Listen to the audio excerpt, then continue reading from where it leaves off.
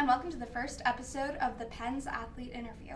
I'm Audrey Confer, here with Caroline Walsh of the IUP volleyball team. Caroline, how are you doing today?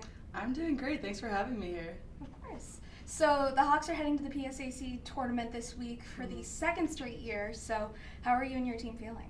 I think we are just really, really excited about it. Last year it was different too because it was the first time I think since 2017 that we'd been there and we made our appearance and kind of made a name for IUP. So we're really happy to do it again this year. As a graduate student, how does that feel now to kind of go through all of that and finally be for 2 years now in the playoffs? I think last year it was a little bit more nerve-wracking. It's still very exciting as always, but I think last year it was a little bit more nerve-wracking. I think just being a fifth year, I have a little bit more experience, obviously, so I think this is just something I'm more comfortable with now at this point. From my freshman year, we were maybe at 7-21, I think, so we've definitely come a long way as a program since then. So I guess over that time, just learning to be comfortable, like maybe in situations where you're not comfortable or, hey, you have to play Clarion again. But I think we're all really excited going into today, and I think we have a lot of confidence versus maybe last year if we had this game, it was definitely a different feeling, I would say. Yeah. So going into the playoffs, what do you guys regard as your biggest strength, like as a team, as a defensive end, as an offensive end? What do you regard as that? I think our biggest strength is definitely that we compete, but I think we compete well together. So, there's moments sometimes in games where if things start to go south, you can kind of feel people start to, slip and it becomes more of an individual game or an individual player here and there type of thing, but we really haven't had much of that at all this year, which is great. So I think that's one of our strengths. I think also confidence. This year, I think not only are we a different team talent-wise, but we're a completely different team since the first game that we played back in August. We have grown so much closer together, so much closer on the court, and you can tell just by watching, film from back then versus now, we have grown so much. So I think we take the time at practice to recognize that too. And Coach will go over things. She brought up stats the other day, actually yesterday at practice, of, where Clarion was at last time we played them, where we were at last time we played them, and then versus now where both of us are at, and just seeing that, hey, we weren't at our peak last time we played them, and we're still not at our peak, but we're reaching it. And, this other team might be heading a little bit more on a downward slope. So she just brings up things like that. Statistical analysis help us a lot sometimes. Some of us are number girls, some of us are visual people. But hearing stuff like that is definitely helpful because sometimes it's hard to recognize that stuff. Yeah. So the Crimson Hawks are currently ranked 4th in D2 in blocks per set, and 3 Hawks, including yourself, are nationally ranked in blocks per set. So where does that defensive mindset come from, and how are you all working to improve that? I think it's something that's been in the works for a while. We definitely worked on blocking and defense a lot last year. Lauren's been a great addition to our team. She is a wall. She's huge, and she'll get up, and she just has this mindset of, I'm going to go get every ball. And I think Coach Lowe has done a really good job. We make a point of working on blocking and defense just about every day in our gym. We'll split up on different courts. We have blocking on one, and then, the other aspect of defense on the other court. So just making a point of working on it. But also she tells us, not to get greedy, because when you're late for the block and this and that, you'll tend to reach, and then you get those bad block touches that go out of bounds. So it's definitely having a mindset when you're up at the net of, okay, I'm going to get this ball and I'm going to get it before it crosses the net. And something that's helped me personally is, like, if I don't get the ball, that's okay. I trust, when I see the ball going past my hands, I trust the 3 girls behind me in defense. Like, they're going to get that ball, and if they don't, that's okay. Then I'm going to get the next one, or they're going to get the next one. So I think just having that mindset up there, like that confidence of, I know we can do this, and if I don't get this ball, that's okay. I got the next one, and my teammates, I completely trust behind me. Awesome.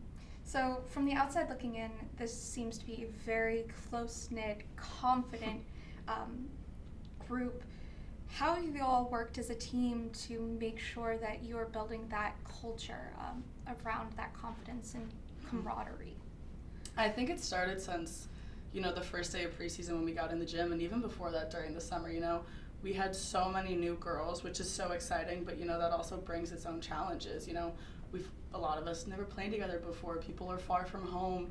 You don't know if people are going to be what they seem like over text or this and that. So we all started communication over the summer, obviously, we would do Zoom calls, just checking in with each other, you know, accountability, workout groups over the summer, you know, you send a picture, you're doing your lift this day, this and that. So just having that communication over the summer, I think, also just through social media and stuff nowadays, that helps. It makes it a little bit more informal, which I think helps, you know, your first steps, getting to know people. And then, you know, first day in the gym, we set a standard. We set a standard of what we want the team to look like. You know, you can teach how to dig a ball better. You can teach how to chase that ball down, or, you know, maybe how to jump a little bit higher. But it's hard to teach things like being a good mate, a good teammate, and, you know, having a good team culture. Those are kind of the intangibles, you know. So I think we made a point over the summer of talking about that, and then we make a point of bringing it up in the gym every day. You know, if you see someone that's, you know, not being a good teammate, or, you know, they have a little bit of an attitude that day, you know, you pull them aside, check in on them, and you address it, type of thing. But honestly, we're very fortunate we haven't had much of that. And, you know, in the past, especially when I was an underclassman, you know, you did have a little bit more of that, you know, with some of the older girls, just different people from different places. So I think Coach Lowe and Coach Pete have done a great job of, you know, saying that this is what we want this environment to look like, a safe, fun, competitive environment, and we are a family. And I think just since August, the beginning, we've done a really good job of just being friends for each other, but also being good teammates and holding each other accountable. Yeah, I love that accountability. Mm-hmm. So personally, how has your play changed since you came to IUP, maybe since Coach Lowe stepped in? I think since Coach Lowe stepped in, I know as an athlete sometimes, I'm sure other people can relate to this, there's a little bit of pressure, you know, here and there with different things. You can start to look inward sometimes, which is not helpful, because especially when you're part of a team, you always have to look outward. You have to, you know, lean on other people, and when you start to make it about yourself, that's hard. So I think them coming in has been really helpful, just in terms of, like, if you make a mistake, it's okay type of thing. You know, a lot of times the gym environment before they came here was very, you know, like, this is not a time to make mistakes, like, we're here to win type of thing, which is still true. You know, we're here to win, obviously, we've made it this far. But I think they just created an environment where it was, like, not necessarily safer, but just so much more comfortable. Hey, if I hit this ball out of bounds, I know I can turn to Coach Love behind me, and she's going to tell me what I did wrong, and she's going to tell me to keep working on it and keep running it again.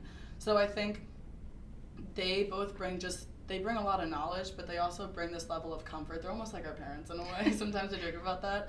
But they really are. Like, that's like your mom that you can go to if you ever need anything, and that's your dad. Like, same thing, if you're having car troubles or something, you know, you can call him. So I think them just making an effort to have those close relationships with us as young women, and, like, wanting to help us, and, you know, wanting to goof off with us and giggle. I don't think there's ever been a single practice where someone hasn't been, like, in tears laughing, and sometimes it's usually me. But, like, it's such a fun and safe environment that it's, like, it encourages you to go big and take those risks, so then when you're in a game, you're so much more comfortable doing it. Well, Caroline, thank you so much for joining us today. We wish you guys the best of luck in the playoffs, and we're rooting for you. Thank you. Thanks for having me. Yeah, of course.